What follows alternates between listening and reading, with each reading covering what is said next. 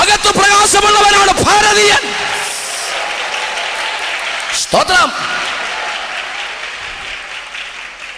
ഇനി ത്രിവർണ്ണ പതാക, മുകളിൽ കുങ്കുമം, അടിയിൽ പച്ച, നടുക്ക് വെള്ള. എന്താ കുങ്കുമം? ധീരതയെയും ത്യാഗസന്നദ്ധതയെയും സൂചിപ്പിക്കുന്നു. അടിക്കാനും ഇടിക്കാനും തല്ലാനും കുത്താനും കഴിവുള്ളവനാണ് മുകളിൽ കാണുന്ന ഈ കുങ്കുമം. ഈ താഴെ കാണുന്ന പച്ച അതല്ല, അത് സസ്യസമ്പൂർണമായ ഭാരതഭൂമിയുടെ ഐശ്വര്യത്തെ സൂചിപ്പിക്കും. എന്ന് പറഞ്ഞാൽ ഇച്ചിരി കാശും പുത്തനും ഒക്കെ ഉള്ള ആൾക്കാരാ പച്ച. പിടി കിട്ടിയോ? പക്ഷെ നടുക്കത്തെ വെള്ളയുണ്ടല്ലോ, അത് നമ്മളാ.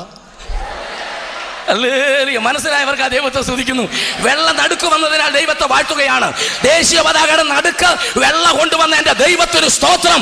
വെള്ള കൊണ്ടുവന്ന എന്റെ ദൈവത്തിന് സ്തോത്രം. തീർന്നില്ല. ഈ ചക്രം ഉണ്ടല്ലോ, ഈ അധികാരത്തിന്റെ ചിഹ്നം അശോക ചക്രം, അത് വെള്ളയല്ല. അത് പച്ചയ്ക്കും കൊടുത്തില്ല, കുങ്കുമത്തിന് ദൈവം കൊടുത്തില്ല, അത് വെള്ളയ്ക്കാ തന്ന ഗ്ലോറി.